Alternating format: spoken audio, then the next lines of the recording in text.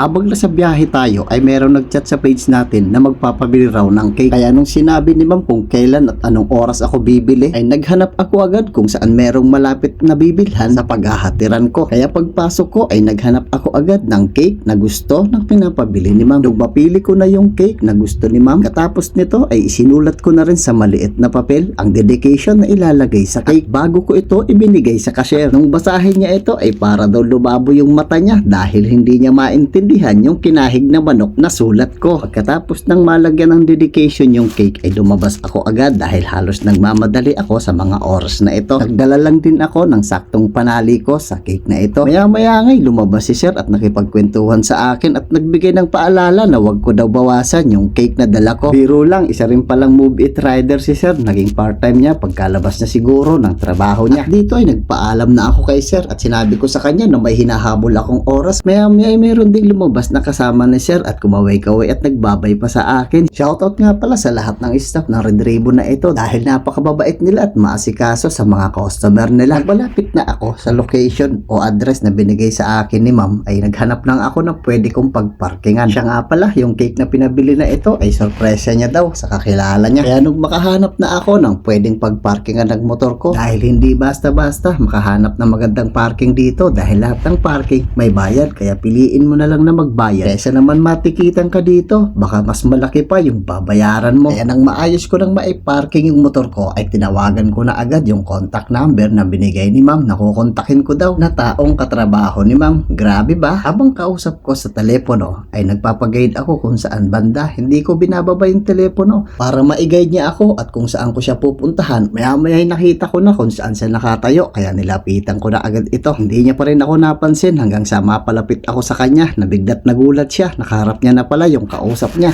Dito ay pumasok na rin kami sa loob ng mall. Medyo kinakabahan ako dito dahil hindi ko alam kung anong gagawin ko dahil first time ko lang ginawa ito. Ano pa nga ba't nandito na ako? Kaya naglakas-lakasan na loob na lang ako. Nahihiya ako. Hindi ko alam kung anong gagawin ko o sasabihin ko sa pagbibigyan ko nito. Nung tinawag na yung pagbibigyan ng cake ay agad ding lumabas ito. Maya-maya ibinigay ko na rin agad. Wala na akong sabi-sabi at sobrang nahihiya ako. Na para bagang pagkabigay ko ng cake ay gusto ko nang kumaripas ng takbo pabalik ng motor ko. Hindi na rin ako nagtagal dito. Pagkabigay ko nga ng cake ay nagpaalam na ako agad na aalis na. Ayun, alis na ako agad na medyo kabado. Hindi ko alam, ewan ko ba. First time ko kasing ginawa ito at nautusan tapos babae pang pagbibigyan ko. Kunwari nag-deliver na lang ako. Pagkabigay, alis ako agad. Maraming salamat!